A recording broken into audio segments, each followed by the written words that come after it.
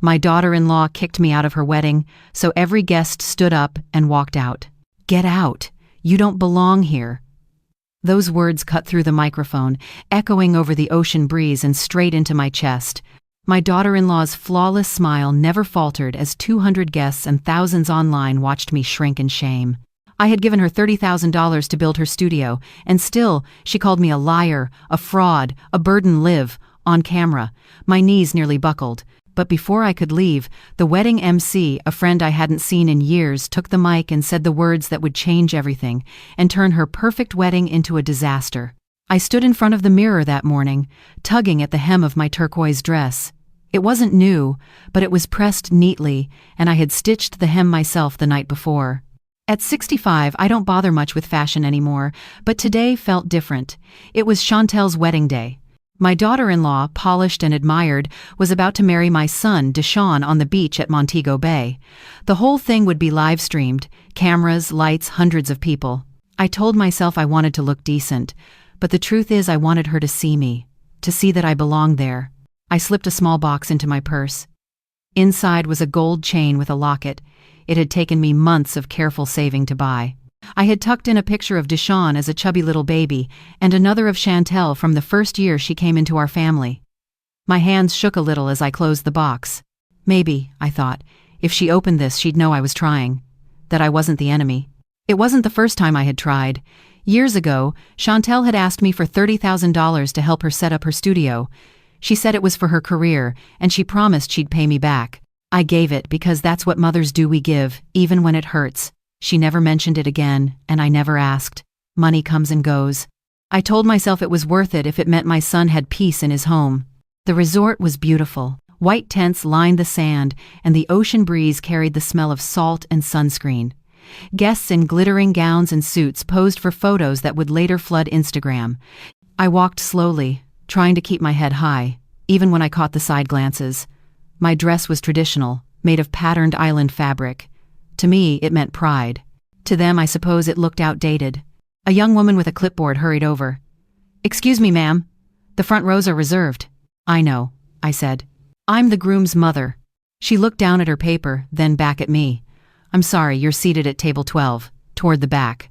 Her tone was polite, but the words cut deep. Table 12. Behind sponsors, influencers, colleagues, people who hadn't raised my son, who hadn't given up nights of sleep so he could chase his dreams. I swallowed the lump in my throat and nodded. "That's fine." From that table, I watched Chantel walk down the aisle. The sunlight bounced off her jeweled gown, and the crowd gasped as if heaven itself had sent her. My hands clutched each other tight in my lap. "Please, God," I whispered, "let today be about love. Let her heart soften just a little." When the vows ended, I wiped at the tears I couldn't stop.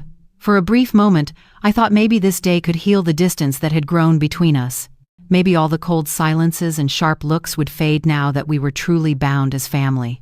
At the reception, the flowers spilled out of crystal vases, and the tables sparkled with glasses of champagne. My seat was at the edge near the catering station, where waiters brushed past carrying trays. I laid the small gift box in front of me, waiting for the right moment to give it. Just a minute at the microphone, that's all I hoped for. A chance to bless them, to say something kind. Nothing grand, just a mother's words. But as the music played and laughter filled the air, I began to see the cracks. Chantel leaned close to her friends, laughing, toasting. She embraced Deshaun's co-workers, called them family, introduced them with pride. Not once did her eyes search for mine. Not once did she walk near my table. I tried to push it away. Told myself, she's busy, it's her big day. I waited, patient, rehearsing what I'd say if given the chance. But the truth pressed harder on my chest with every passing minute. There I was, the mother of the groom, and still I felt like a stranger at my own son's wedding. Still, I didn't give up. I told myself the day wasn't over. Maybe, just maybe, my turn would come. The music from the reception still echoed faintly in my ears when I sat down at table 12 with the other guests. Most of them were strangers, people who smiled politely but didn't know who I was. One man asked if I was a friend of the bride's family. I smiled and said, "I'm the groom's mother." His eyebrows lifted in surprise. I could almost hear the question behind his silence. "Then why are you sitting all the way back here?" I tried to ignore the sting. I focused instead on the glowing lights strung across the palm trees, swaying gently in the breeze. It was a beautiful evening, one that should have filled me with nothing but joy. But beauty can't cover the ache of being left out. As waiters moved past with trays of champagne, I couldn't help noticing how the first tables were always served first, their glasses filled while ours waited. By the time our plates came, the food had cooled. I pushed my fork around the plate, tasting little. My heart was too busy counting the small hurts piling up, one after another. I kept glancing at Chantel. She moved through the crowd like a queen, flawless in her gown, greeting guests with hugs and laughter. She leaned into my son with the kind of smile that photographs adore. Deshaun seemed proud, almost dazzled.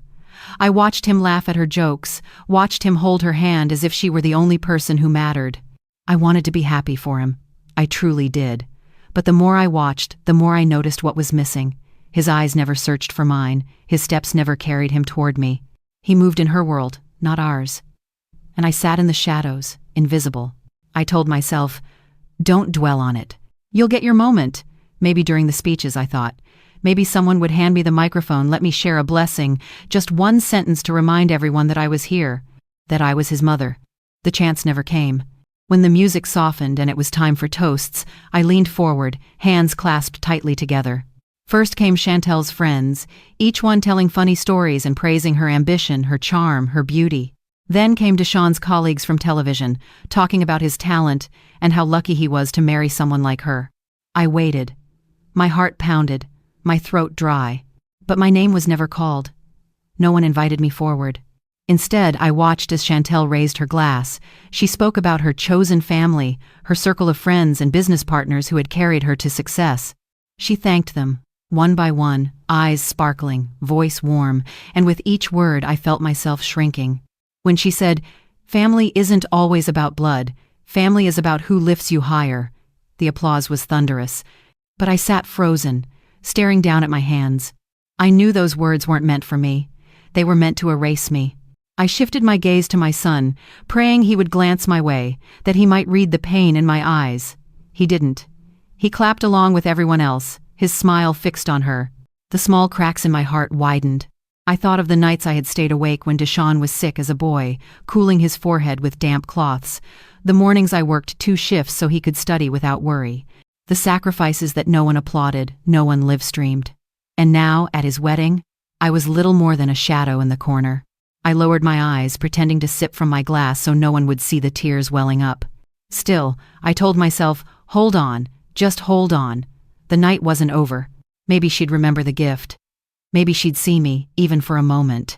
Later, when guests mingled and music filled the air again, I gathered my courage and walked toward Chantel. I held the little box in my hand, my palms damp. "Chantel," I said softly when I reached her side. She turned, her smile wide for the cameras still circling nearby. Then her eyes flicked to me, and the smile thinned. "Oh, hello," she said, her voice colder, quieter. "I just wanted to give you this," I said, holding out the box. My voice trembled. "It's something I thought you might like. For both of you." For a heartbeat, I thought I saw her hesitate, maybe soften, but then her eyes darted toward her friends. She let out a little laugh and said, "Oh, Mrs. Josephine, you didn't have to. Really, we're fine." She didn't take the box. She turned back to her group, and just like that, I was dismissed. I stood there for a second, the box still in my hand, my cheeks burning. Then I turned and walked back to my table, each step heavier than the last. The music roared, people laughed, the cameras flashed, but around me it all felt muffled, distant. Those small cracks that had begun earlier in the evening, they weren't so small anymore. They were spreading, slowly but surely, through every corner of my heart. I sat at the table with the gift box still resting in my lap. My fingers pressed against its edges as if holding it tighter might steady me, but no amount of pressure could keep back the sinking weight inside. The night, which had started with so much hope, now felt like a slow unraveling. The music swelled, and guests rose to dance. The laughter around me rang sharp, as though it belonged to another world. From across the room, I watched Deshaun twirl Chantel on the dance floor.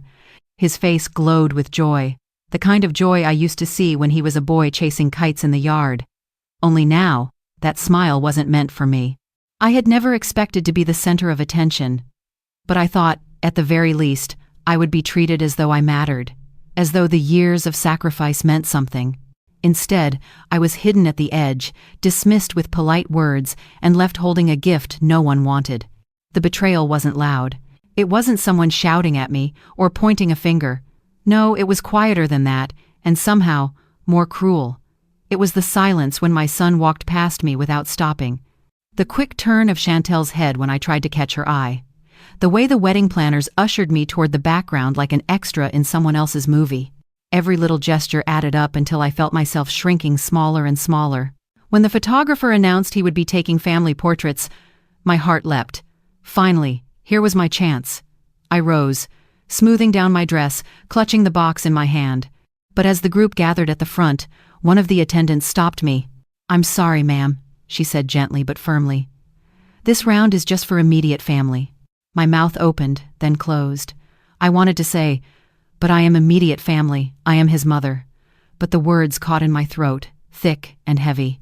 I stood there frozen as Chantel's parents took their places beside her, as cousins and siblings posed, as Deshawn smiled for the camera, surrounded by everyone but me. In that moment, I realized something painful. It wasn't an accident. It wasn't a misunderstanding. I wasn't forgotten. I was deliberately left out. I stepped back, my chest burning. I returned to my chair, set the gift box down, and stared at it until the gold ribbon blurred through my tears. It is one thing to be overlooked, it is another to be erased. Later in the evening, I finally caught Deshawn alone for a moment near the drinks table. He looked tired, his tie loosened, his forehead shiny under the lights. I reached out, touching his arm lightly. "Deshawn," I whispered, "can we talk for a second?" He turned, and for a fleeting moment, I thought I saw a flicker of guilt in his eyes. But then he forced a smile. "Mom, it's a busy night. We'll talk later, okay?" I swallowed. I wanted to say I'm proud of you, and I had a gift for you both." Before I could finish, Chantel appeared at his side, slipping her arm through his. "Babe, come on, the live stream's waiting," she said, her voice sweet but sharp underneath. Then she glanced at me, her eyes narrowing just slightly. "Enjoy the party, Mrs. Josephine," she added, her smile never reaching her eyes. And just like that, they walked away. I stood there, my hand still half raised, the words still on my tongue. The betrayal settled deeper in my bones, not the betrayal of strangers, but of the very people who should have stood closest to me. When I returned to my seat, the other guests at my table looked away politely. They had seen. Everyone had seen. And still, no one spoke. The hours dragged on.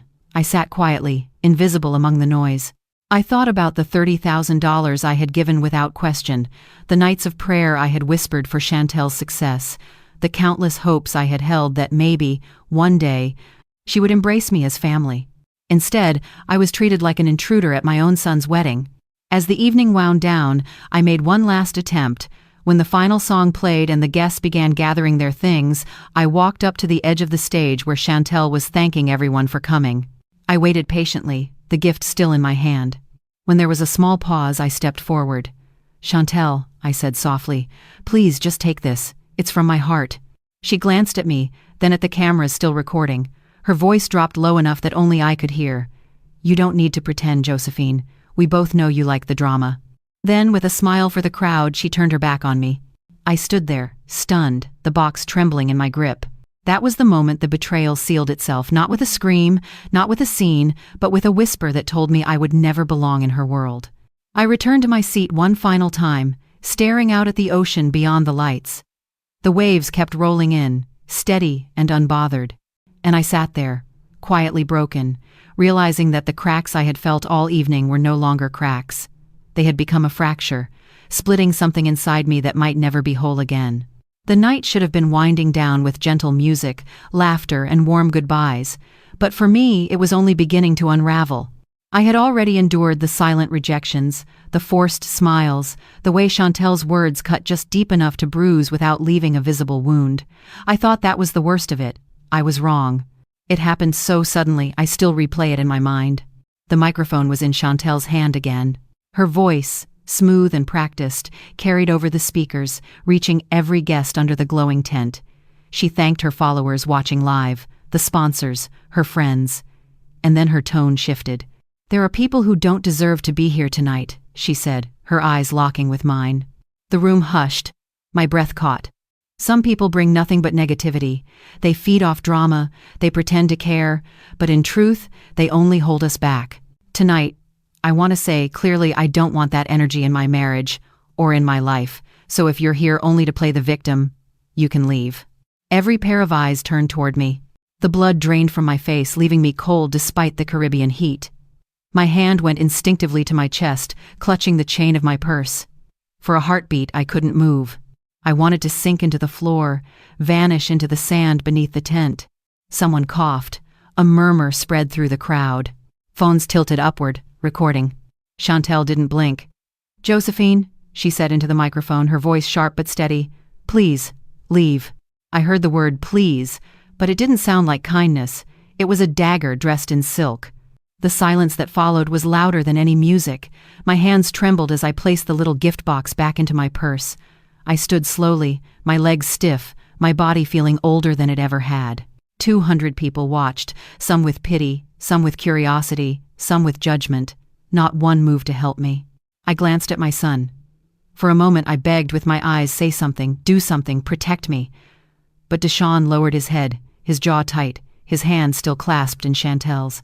That was the moment my heart cracked wide open.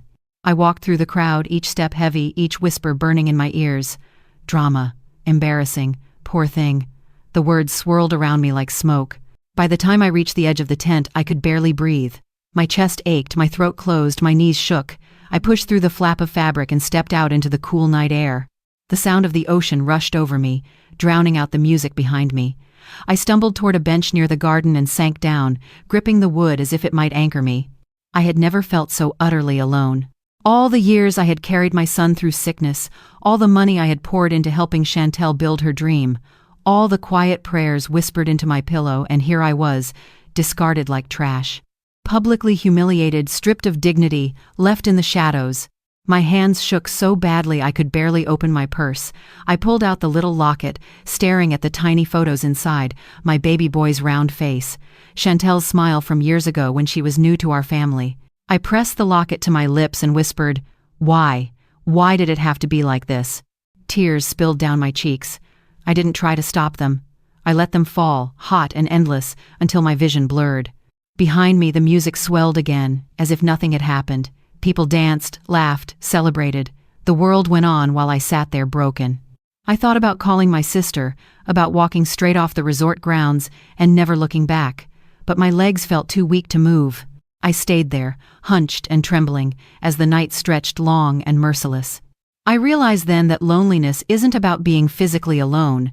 It's about being surrounded by people who see you and still choose to look away. And in that moment, I knew I had never been more invisible in my life. I don't know how long I sat on that bench outside the tent, my hands gripping my purse as though it might keep me from falling apart completely. The ocean whispered against the shore, and the breeze cooled my tear-streaked cheeks. Inside, the music thundered on, muffled now by the canvas walls. To everyone else, the party was still alive. For me, the night had already ended. I thought I might just slip away. Walk back to my small rented room, pack my bag, and disappear from this glittering world where I had never belonged. No one would notice. No one would follow. My son wouldn't even realize until hours later. But then I heard a voice. "Josephine?" I looked up. Standing before me was a man I hadn't seen in years, Marcus. He had been one of the old neighbors back when Deshaun was little, the kind of man who always waved as he passed our gate, sometimes stopping to chat. Now he stood in a crisp suit, holding a microphone loosely in one hand. He had been the wedding MC. I quickly wiped my face. "Marcus, I didn't know you were here." He gave me a sad smile. "I almost wish I wasn't, after what I just saw." He sat down beside me, his shoulders heavy. "I'm sorry, Josephine. That wasn't right. None of it." I opened my mouth, then closed it. The words tangled in my throat. For the first time that evening, I felt the burn of shame loosen just slightly, not because the hurt had vanished, but because someone had finally acknowledged it. "I shouldn't have come," I whispered. "I thought maybe this would be the day she saw me, but I was wrong. There's some things given e tops." Marcus shook his head. "No, you had every right to be there. You're the groom's mother. Without you, there wouldn't even be a Deshaun to marry her." He let out a long breath, rubbing his forehead. Do you know what I almost did? I almost put the microphone down right then and there. I almost walked out. I turned to him, surprised. He nodded. I've hosted a lot of events. I've seen pride, drama, family fights, but I've never seen a bride humiliate her mother-in-law on stage like that. It was cruel, and it was public. Something inside me softened. Just hearing someone else name it, call it what it was, felt like a lifeline. For the first time all night, I didn't feel like I was imagining things or exaggerating my pain. I thought I was invisible, I murmured. Marcus shook his head again. No, Josephine. Everyone saw. And believe me, people will remember. This isn't the kind of thing the internet forgets. He glanced toward the glowing tent. The cameras were on her, sure, but they were on you too. And people noticed the dignity you carried when you stood up and walked out. Not many could do that. I let out a shaky laugh. Dignity? I felt like I was falling apart. That's the thing, Marcus said softly. Sometimes strength doesn't feel like strength in the moment. It feels like survival. But from the outside, people see it. They see more than you think. For a moment, we sat in silence, listening to the waves. The weight on my chest didn't vanish, but it shifted. Instead of crushing me, it sat beside me, lighter because someone else was willing to carry a piece of it. Before he left, Marcus placed his hand gently on mine. You're not alone, Josephine. Don't let her make you believe that. After he walked back inside, I stayed on the bench, staring out at the dark water. The pain still throbbed, but a small spark flickered where only despair had lived before. Someone had seen me. Someone had spoken up, even if only in private. It wasn't much. But it was something. And sometimes, in the deepest darkness, even the smallest light feels like a miracle. I went back to my little room that night, long after the music had faded into the sea air. My turquoise dress still clung with the scent of salt, but inside I felt hollow. I placed the small gift box on the table, unopened, useless now. It looked out of place in the dim light, like a reminder of everything I had hoped for and lost in a single evening. I tried to lie down, but sleep wouldn't come. Every time I closed my eyes, I heard her voice again. Josephine, please, leave. It was the please that hurt most, not gentle, not caring, but sharp, like a knife wrapped in ribbon. So I sat by the window instead, staring at the dark waves. That was when I heard voices in the hall. At first I thought it was just other guests heading back to their rooms, but then I recognized the tone. Chantel, and my son. You embarrassed me, she snapped, standing there with that little box. Do you know how pathetic that looked on camera? My chest tightened. Deshawn's voice came back, soft, almost pleading. She's my mother, Chantel. Maybe you didn't have to. Didn't have to? She laughed, but it was bitter. She's been hanging over us for years, always looking for sympathy. Do you want me to remind you who paid for tonight? Who made your career respectable? Not her, me. I pressed my hand over my mouth. My own son stood silent as she shredded me with words. Then her voice dropped lower, but I still caught it. And that $30,000 she gave me? She thought money would buy her way into my life. Well, it didn't. And she's not getting it back. I felt my heart lurch. I had never once asked for it back. Never. The hall went quiet, and then she spoke again. Keep her in the background, Deshawn. That's where she belongs. In my world, image is everything. And she ruins the picture. Their footsteps moved away. I stayed frozen in my chair, trembling so hard I could hear the rattle in my teeth. This wasn't just being unwanted anymore. It was the truth staring me in the face, cruel and undeniable. She had never seen me as family, not once. I don't know how long I sat there staring at the wall. Eventually, I reached into my purse, looking for a tissue, and felt a piece of paper crumpled at the bottom. I pulled it out, thinking it was nothing, but when I smoothed it flat, my stomach dropped. It was a financial document, stamped with the logo of a Kingston firm. My name was on it, not as a guest, not as family, but as a guarantor. My signature from years ago, when I had once co-signed a small loan, had been reused, this time for a much larger amount. My throat went dry. If she defaulted, it would all fall on me. The humiliation of tonight suddenly made sense in a harsher light. It wasn't just pride or dislike. She wanted me erased so no one would believe me, so no one would ask why my name was tied to her debts. I set the paper down slowly, my tears dripping onto the ink. For the first time in years, everything was clear. Chantel's charm, her polished words, the way she built her empire, it wasn't built on love or hard work alone. It was built on people like me. People too willing to trust, too quiet to fight back. And my son, my boy, who once ran barefoot on warm sand, who used to cling to my skirts when he was afraid, he stood silent while she turned me into a villain. I whispered to the empty room, "So this is who you are." And I didn't want to see it. Outside, the waves kept rolling, steady and endless. I sat there until my tears dried, staring at that piece of paper, feeling both broken and strangely awake. I wasn't sure what tomorrow would bring, but I knew one thing: I would never again beg for a place in her picture.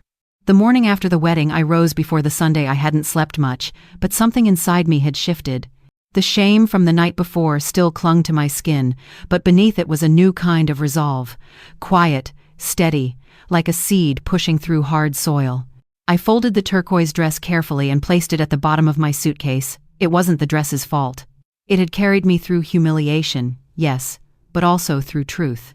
When I touched the fabric, I didn't just feel pain. I felt a reminder that I had stood tall, even when the world wanted me small. I left the resort before most guests stirred. The streets of Montego Bay were still half asleep, the vendors just beginning to set out fruit and bread. I walked slowly, breathing in the morning air. For the first time in a long while, I felt invisible in a way that was comforting. No cameras, no whispers, no spotlight, just me and the quiet.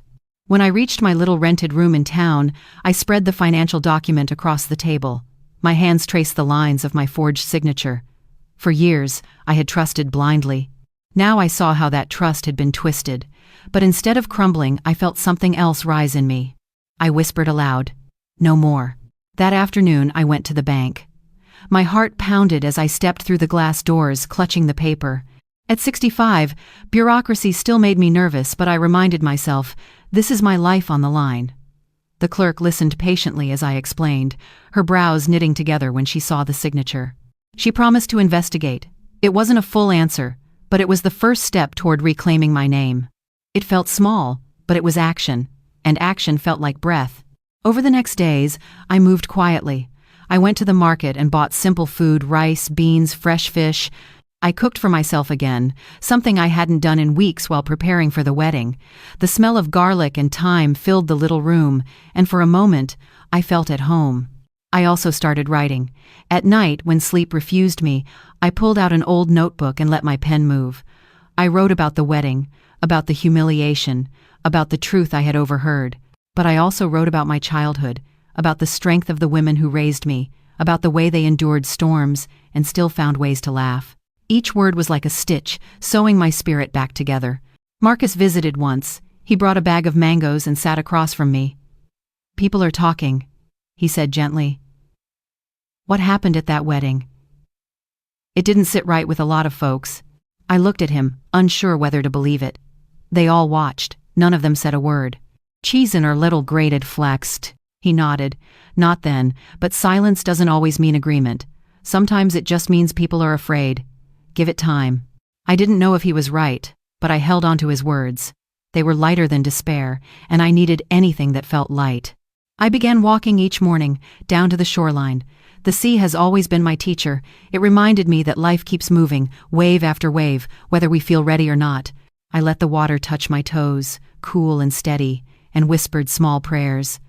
Not prayers for them to love me, not anymore, but prayers for strength, for dignity, for a heart that could still hope for something beyond this pain. It wasn't a grand transformation. I didn't suddenly feel healed, but each day, I made choices small, steady choices that belonged to me. I stopped checking my phone for messages from Deshawn. I knew they wouldn't come, and waiting only hurt me more. Instead, I wrote letters I never sent, pouring out my love for him, reminding myself that even if he forgot, I never would. I looked at the little locket still sitting on my nightstand. I thought of throwing it away, but I couldn't. Instead, I placed it gently in a drawer. Not gone, just set aside like a memory that still mattered, even if it was too painful to touch right now. One evening, as the sun dipped low, I lit a candle by the window. My mother used to say a candle was a way of telling God you hadn't given up hope yet. The flame flickered, fragile but steady, just like me. And in that moment I realized I didn't need to fight loudly. I didn't need to scream my worth into the world. My strength could be quiet. It could be in the meals I cooked for myself, the prayers I whispered, the papers I filed at the bank, the words I wrote by lamplight. I had been humiliated, betrayed, and erased. But I was still here, and as long as I was still here, I could rise. Not with noise, not with spectacle, but with the steady, silent determination of a woman who refused to be broken. I had imagined this moment 100 different ways, but when it finally came, it was quiet. No crowd, no cameras, no bright lights, just a wooden veranda in the late afternoon, the sea stretching endless beyond the palms. Chantel stood before me, arms crossed, sunglasses perched on her head like a crown. She looked smaller without the wedding gown, without the stage, but her eyes still burned with the same sharpness. Deshawn lingered behind her, unsure, shifting from one foot to the other. I had invited them both, not out of hope for reconciliation, but because I had carried the weight of silence too long, and silence was no longer my home. "Why now?" Chantel asked, her tone clipped. "What's the point of dragging this out? The wedding is over. You've already made enough of a scene." And said it. I didn't answer right away. I let the breeze fill the space between us, carrying the scent of salt and hibiscus. I wanted my words to be steady, not rushed. "I'm not here to make a scene," I finally said, my voice low but firm. "I'm here to tell the truth. Not for you, not for Deshawn, not even for those who watched it all online. For me." Chantel gave a short laugh, as if she thought I was still playing the role she had written for me, the bitter, needy mother-in-law, but I didn't flinch. "I gave you $30,000, I continued, meeting her gaze. "Not because I wanted to control you, not because I needed to buy love. I gave it because that's what I've always done, sacrifice for family. For years I thought if I gave enough, worked enough, endured enough, then love would come back to me. But I see now. I was wrong." Her jaw tightened. Deshawn looked at me, then at her, but said nothing. I leaned forward, my hands resting on the rail. The money never mattered. What mattered was the way you used it, the way you used me. You smiled in front of others, called me mom when it suited the image, but behind closed doors, I was nothing but a nuisance, someone you mocked. I heard it with my own ears. Her cheeks flushed, but she stayed silent. "I found the papers too," I added, my voice softening but not breaking. "My name tied to debts I never agreed to. Do you know what that means for a woman my age? It means if you walk away, I carry it. Alone. After all, I've already carried." Chantel finally snapped. "You think you're the victim? You think standing here accusing me makes you noble? You signed those papers. No one forced you. You wanted to be needed. Well, congratulations, you were." Her words stung, but for the first time, they didn't cut me down. They revealed her more than they shamed me. I straightened, meeting her head on. "You're right about one thing. I did want to be needed. I thought being needed was the same as being loved. But it isn't. Love doesn't demand silence. Love doesn't use someone's kindness as currency. And love doesn't kick a woman out of her own son's wedding for the sake of a perfect picture." Deshawn shifted, his lips parting as if to speak, but I held up a hand. "This isn't for you to fix, son. This is mine." My voice grew stronger, like the tide finding its rhythm. "I'm not asking you to apologize, Chantel. I don't need your forgiveness, and I'm not begging for your approval anymore. I came here to put the truth where it belongs, out in the open.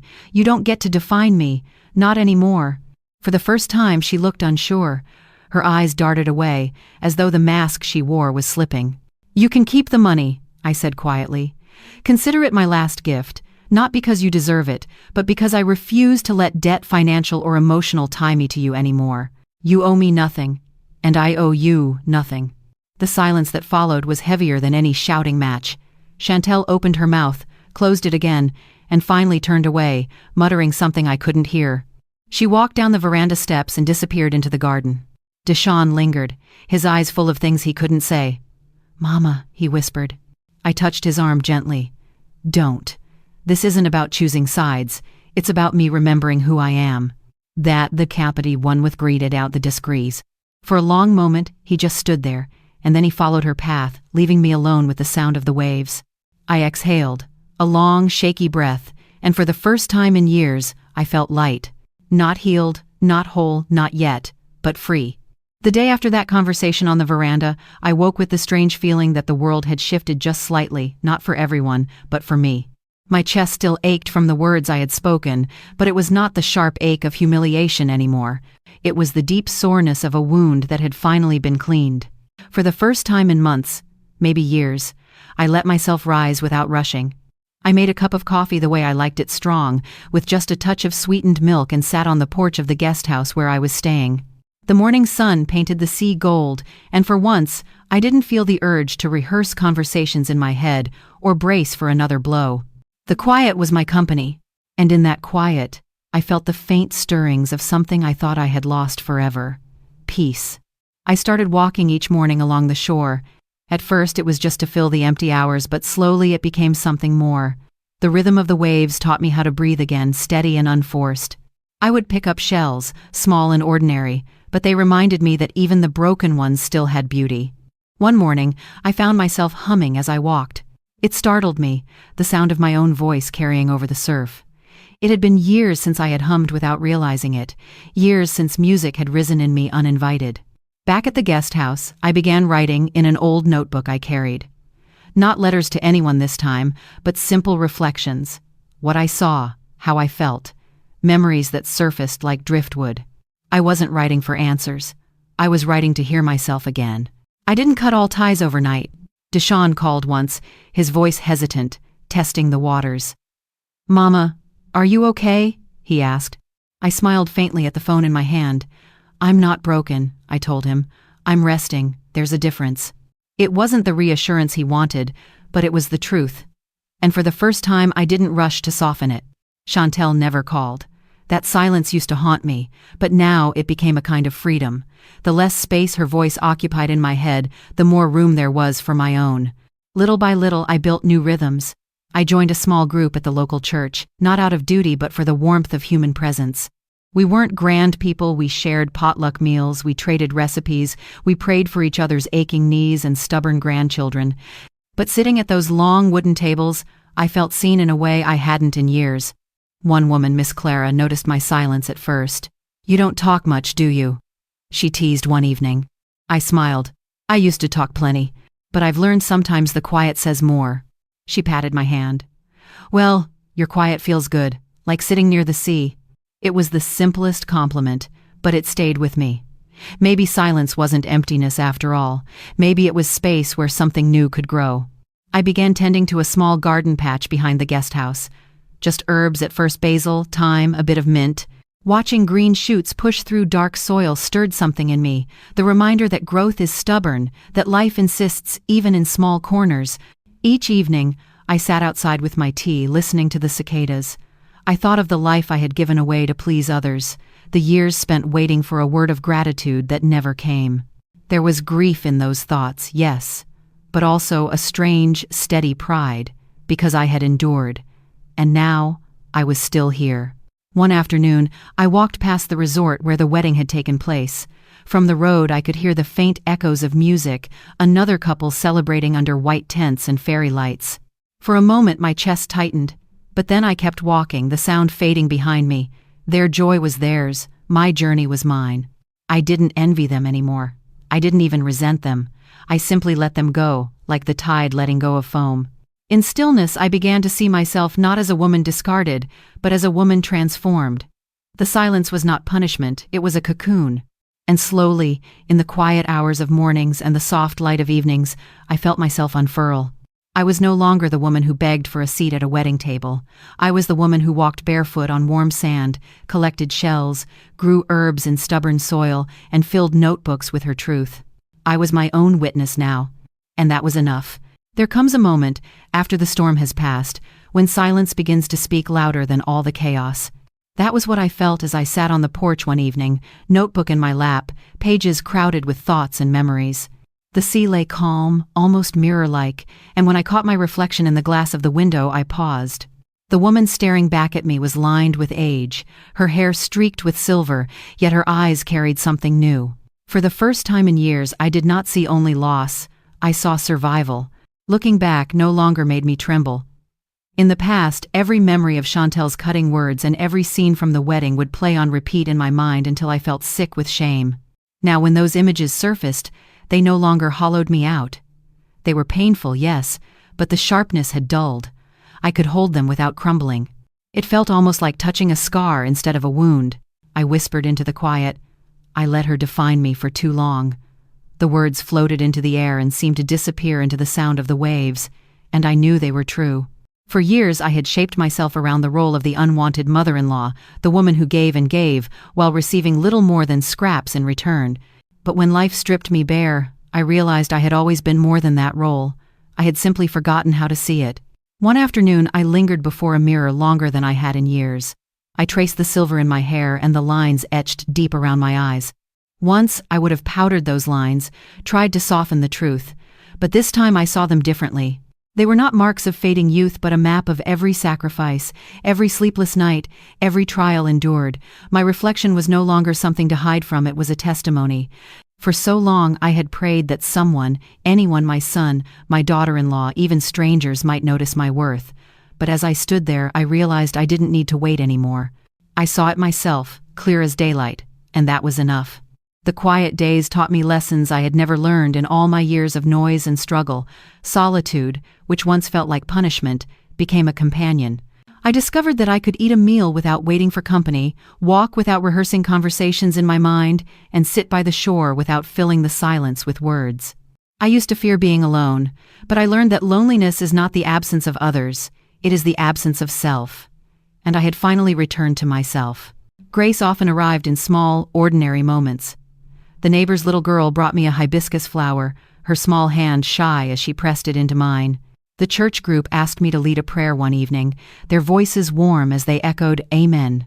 And one night, I drank tea steeped with mint. I had grown myself. It was nothing extraordinary, just a small taste of life fresh and alive. Yet in those moments, I felt something healing inside me. I began asking myself questions I had not dared to ask before. One evening, I wrote in my notebook, "What do I want now?" For decades, the answers had always belonged to someone else, my husband before he died, my son as he grew, my daughter-in-law when she demanded her perfect image, but now the answer was mine alone. I wanted peace. Not the fragile kind that comes from keeping quiet to avoid anger, but the stronger kind that grows from knowing you can face pain and still remain standing. When I closed the notebook, I smiled faintly. I wasn't writing to be heard anymore.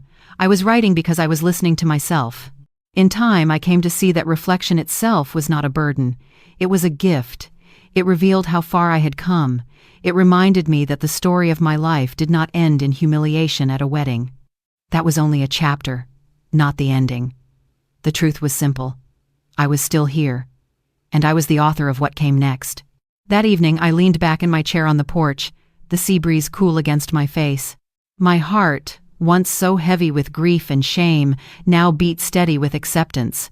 Not acceptance of mistreatment, but acceptance of myself. In that quiet stillness, I understood something I had long forgotten. This was my rebirth. The sun was low on the horizon when I decided to return to the little patch of garden I had started months earlier. The mint and basil had grown taller than I expected, their green leaves carrying the scent of resilience. I stood there with the soil still warm under my fingers and thought of everything I had survived. The betrayal, the humiliation, the silence that once felt like a punishment. It had all brought me to this moment, standing quietly in front of something I had nurtured into life. I had been asked by the church group to share a few words at the Sunday gathering. The request surprised me. For years I had been silent, a woman in the background, her voice swallowed by stronger ones. Now, people actually wanted to hear me. I wasn't sure what to say at first, but when the day came, I carried with me a small clay pot with a young hibiscus I had planted from a cutting. The hall was simple, filled with neighbors and familiar faces, each one waiting with kind eyes. I placed the plant on the table before me. My voice shook at first, but steadied as I spoke. "This little hibiscus," I said, "was nothing but a thin stem weeks ago. People might have thrown it aside. It looked fragile, maybe even hopeless. But I planted it anyway. I gave it water, sunlight, and patience, and now, here it stands." I looked around at the faces, some nodding slowly, others leaning forward. We're not so different from this plant. Life may cut us down, humiliate us, try to throw us away, but with time and care, we can grow again. We can bloom again. I know this because I am still here, standing before you. The room was silent, but not heavy. It was the silence of people who were moved, who understood without needing more words. When the gathering ended, several women came forward to touch the hibiscus, smiling through tears. One whispered, "That's our story too." And in that moment, I realized the symbol was no longer mine alone, it belonged to all of us. Later that evening, I carried the pot back home, setting it on the windowsill where the light could find it. As I poured water into the soil, I felt a quiet satisfaction settle into me. Not pride exactly, but something softer, something like closure. For years, I had measured my worth by how much others needed me. I thought love meant sacrifice without limit, but life had taught me differently. Love without respect is not love at all. Giving without boundaries is not kindness, it is erasure. I had been erased for too long, and I refused to let that be my ending. Now, each leaf on that hibiscus reminded me of the truth I had claimed for myself. I was not powerless. I was not disposable. I was a woman who had walked through fire and come out still whole, still alive, still capable of planting something new. Deshaun visited a few days later. He looked at the hibiscus and smiled softly. "Mama, that's beautiful," he said. "It is," I replied, touching one of the leaves gently. "It's a reminder." "Of what?" he asked. "That we don't have to stay broken," I said. "We can always choose to grow again." He nodded, though his eyes carried the weight of things unspoken. I didn't press him. I didn't need to. The words were more for me than for him. That night, I sat by the window as the moonlight touched the hibiscus. I thought of the girl I once was, the young mother struggling to provide, the woman who poured herself out until she was nearly empty. I thought of the wedding, of the eyes staring as I was told to leave, of the shame that once felt unbearable. And then I thought of this moment, the quiet, the plant, the peace in my own chest. It struck me then that survival is not loud. It doesn't need applause or headlines. Survival is quiet, steady, and persistent. It is a plant pushing through soil. It is a voice trembling but still speaking. It is a woman choosing to live on her own terms at last. I closed my notebook with a gentle hand. The pages inside told the story of my journey, each one carrying pieces of pain and fragments of healing. But I no longer needed to reread them. The story lived in me now, and I was no longer afraid of it. When I finally went to bed, the night air cool and clean, I carried with me the image of that hibiscus in bloom. A small, simple plant, yet a symbol of everything I had become. I had been cut down, humiliated, dismissed, but like that flower, I had risen again. And that, I knew, was the true ending I had been searching for. The hibiscus had begun to bloom. Its petals, a deep red against the green, opened wide as if to greet the morning Sunday. Each time I passed the windowsill, I paused to look at it. It was no longer just a plant to me. It was a reminder, a living witness to the journey I had walked, the betrayal, the silence, the quiet rising. One afternoon the church invited me to bring the hibiscus to the women's circle. I hesitated at first. It felt so personal, almost private, like showing them a piece of my soul. But something told me that symbols are meant to be shared, not hidden. So I wrapped the pot carefully and carried it to the hall. We sat in a circle, women of different ages, each with her own story of loss, disappointment, or survival. I placed the hibiscus in the middle. Its bloom seemed almost too bold for that simple room, but somehow it belonged there. "This flower," I said, my voice steady, "was once only a stem. Someone might have tossed it away. But with care, it rooted, it grew, and now it blooms. I keep it because it reminds me that no matter how cut down we feel, life has a way of rising again." A younger woman, maybe in her 30s, wiped her eyes.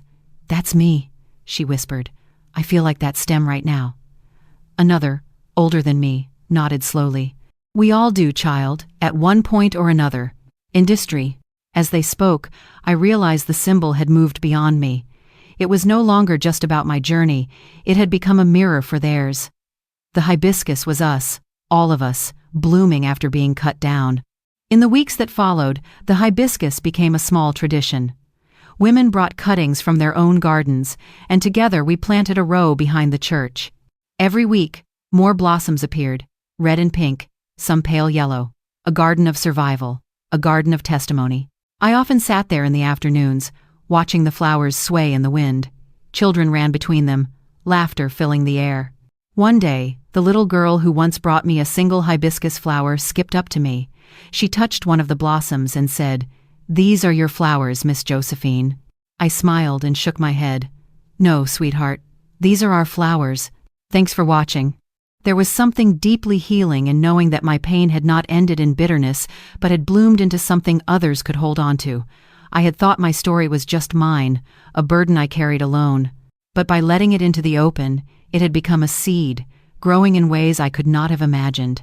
At home, I began keeping not just one notebook but several, one for my reflections, one for prayers, and one where I wrote down the stories of the women who shared their lives with me. Their courage, their sorrows, their small triumphs, they deserve to be remembered.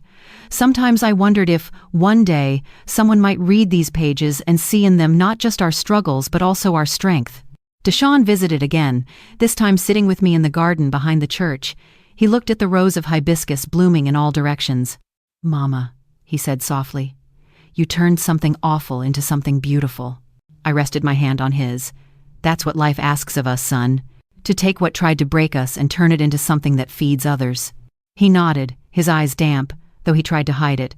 For once there was no talk of fixing, no apologies forced, just presence. And that was enough. As the sun dipped low, the flowers seemed to glow in the fading light.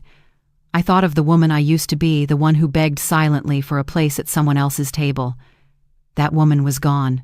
In her place stood someone new, a woman who built her own table and then invited others to sit. I touched one of the blossoms gently. Its petals were soft, fragile even, but it had pushed through soil, wind, and rain to stand tall, just like me. The finality of my journey did not feel like an ending but a beginning. The hibiscus, with its bold bloom, had become more than a plant, more than a symbol. It was a living promise that no matter how deep the wound, no matter how sharp the betrayal, life always carries the possibility of blooming again. And as long as I lived, I would carry that truth. Not as a wound, not as a burden, but as a gift. As I sit here now, watching the hibiscus in full bloom, I understand something I never did before. Life is not measured by the moments when others applaud you or accept you. It is measured by the courage you find when no one is watching, when you stand alone and still choose to rise. For too long, I believed that my worth depended on being needed, on giving without limits, on earning a place at someone else's table. But I know now, my worth was never theirs to give. It was mine to claim. I lost much along the way: respect, family, the dream of belonging in my son's new life. Yet what I gained is something deeper. I gained myself back. And in that return, I discovered that healing is not loud or dramatic. It is quiet, steady, like a flower pushing through the soil. It is learning to breathe again after years of holding your breath. It is forgiving yourself for all the times you stayed silent when you should have spoken. The truth is, no betrayal, no rejection, no cruel word can erase the value of a life lived with love and endurance. We are stronger than the roles others try to force upon us. And sometimes the greatest act of love is not clinging to those who wound us, but setting ourselves free. So if you are listening, if you have ever been pushed aside, silenced, or made to feel small by the very people you love the most, I want you to know this. Your story is not over. You can still bloom. You can still rise. And now, I want to ask you, because your voice matters here. Have you ever been betrayed or dismissed by someone you trusted? And how did you find the strength to stand up again? Share your story in the comments. Maybe your words will be the light someone else needs tonight.